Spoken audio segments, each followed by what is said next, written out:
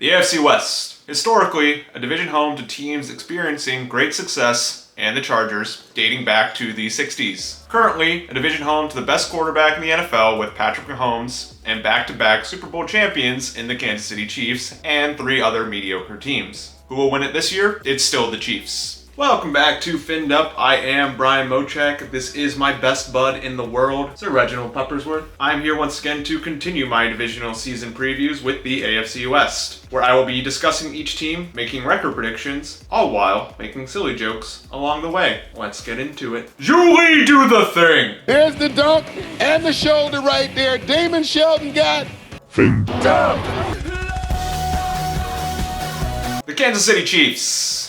I don't think I'm going out on a limb here, saying that the Chiefs will be very good again in 2024. With Patrick Mahomes, Andy Reid, and Taylor Swift's boyfriend all coming back for an attempt at the first three-peat in NFL history. But they do have some concerns nonetheless. The biggest and main concern is who, other than Mr. Swift, will be catching balls from the Frog King. Rashee Rice showed promise as a rookie last year, but he found himself in some legal trouble over the offseason. And at the time of me recording this video, no suspension has been handed out by the NFL, but it's expected to happen at some point. Now, I could be very wrong about this. He might not get a suspension at all, because Goodell and the NFL front office just absolutely love the Chiefs because they can gobble up all that T-Swizzle money like a fat kid at a chocolate fountain in Golden Corral. So they very well could just let it slide. Regardless of whether or not he gets a suspension, it's not like Rashee Rice was lighting the world on fire last year anyway. The Chiefs draft pick in Xavier Worthy, wide receiver out of Texas, is so fast that Mike McDaniel was creaming in his pants while he was watching his tape during the scouting process. But he is still an unproven rookie. Other than those two, and Travis Kelce, they don't have a receiver who can catch the ball. Looking at you, Kadarius Toney, who single-handedly lost the Chiefs at least 2 games last season, you sad sack of misery. With all that being said, Andy Reid is still Andy Reid. The Chiefs' offensive line is still very good. Isaiah Pacheco still runs like my dog when he has something in his mouth that he shouldn't. Spags and the defense are still going to be incredible. And last but not least, Patrick Mahomes is still inevitable, and I am Iron Man. For those reasons, Shark Tank, I am predicting a record of 13-4, and most likely another Super Bowl appearance, but I don't think they're going to win it this time and get the three-peat. The Raiders. Now this is my bold prediction for this video. The Raiders will be above average in 2024, which it tells you a lot about the state of the division outside the Chiefs when my bold prediction is that one of the teams just won't suck. But they will not suck nonetheless. I love Antonio Pierce. He rules. He rules so goddamn hard. Mark Davis and his $500 haircut for the first time in his life finally put down the PF Changs and made the correct decision. And he made Antonio Pierce head coach after making him the interim following the firing of Josh McDaniels. Look at these two men. Which one do you think a locker room full of dudes decked out in silver and black like badass pirates would go to war for? I mean, the difference in their chins alone tells you all you need to know. Now, there is a quarterback battle going on between Gardner Minshew and Aiden O'Connell. As I am recording this, Pierce is expected to name QB1 after week 2 of the preseason. But personally, I don't think it matters that much. Gardner Minshew is this generation's Ryan Fitzpatrick, where he can get incredibly hot and do incredible things, like how he did during his coming out party in Minshew Mania. And on the flip side, Aiden O'Connell actually showed promise last year as a rookie after he replaced a benched Jimmy Garoppolo. And to be fair, anybody would have looked good after they replaced Jimmy Garoppolo last year, but he still did a great job nonetheless, and he's throwing to the second best receiver in the NFL in Devontae Adams. That's right, Tyreek's number 1. Even his 30 kids can't slow him down. They got a stud tight end out of Georgia in the draft in Brock Bowers, and their defense looks really good with stout front 4 featuring Max Machine Gun Crosby and Christian Wilkins. I'll miss you, Christian. Not even Haley Steinfeld could cup Josh Allen's balls like you could. The Raiders will be not bad, and I am predicting a record of 10-7 with a potential wild card berth. How about a toast? Tonight, here's to good friends. Cheers. Cheers. Cheers. Had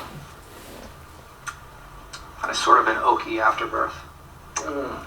The Denver Broncos. Of all the teams in this division, I found the Broncos being the hardest one to figure out. Sean Payton is a good coach, but he's also kind of a prick. They have a rookie quarterback in Bo Nix, who is probably the most NFL ready out of the entire draft class after he played 500 games in college. And he is playing with no pressure because if this whole NFL thing doesn't work out, he can still go back to the NCAA for his 17th year of eligibility. But he's still a rookie quarterback, and you never know what you're going to get. And at moments last year, the Broncos defense looked lights out, but they still gave up 70 points to the Dolphins, so who knows? Yes, this is the third time I've brought up my team, and yes, the Miami Dolphins are always on my mind. Just wait until I get to the Chargers. They have some good receivers in Cortland Sutton and Marvin Mims. Even though I don't buy it, people would tell you Patrick Surtain II is the best cornerback in the NFL. I love their running backs in Javonte Williams and Youngstown State legend Jaleel McLaughlin. Weed is legal in Colorado, so I'm sure that counts for at least one win. But I don't know.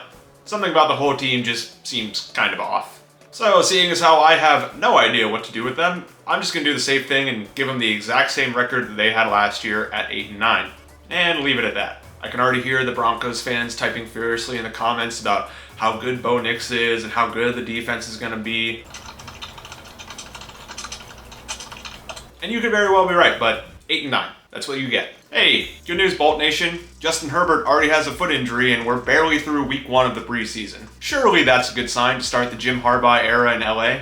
If only you could have picked a less injury-prone quarterback in 2020 like Tua Tagovailoa. But good news is, you got rid of that mess of a coach in Brandon Staley and replaced him with an upstanding, fine young gentleman who definitely never did anything shady or underhanded or just flat out wrong at any point in his life in Jim Harbaugh, who definitely didn't pull a Pete Carroll and ditch his program in college for the NFL right before the worst of the NCAA punishment was about to come down on him. Totally a solid guy all around.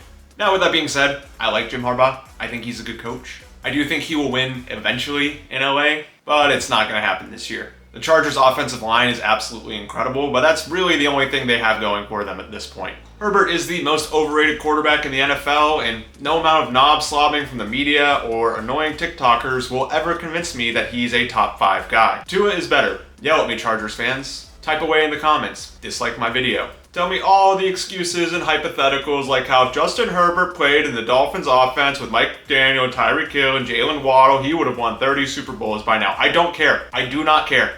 I'm here to tell you right now, we don't care. Also, the defense is still bad and they have a lot of work to do on that roster. I think Harbaugh will have them overachieving at 7-10. To recap, I have the Kansas City Swifties finishing first in the division at 13-4. The Las Vegas Raiders will finish second at 10-7. The Denver Broncos will finish third at 8-9.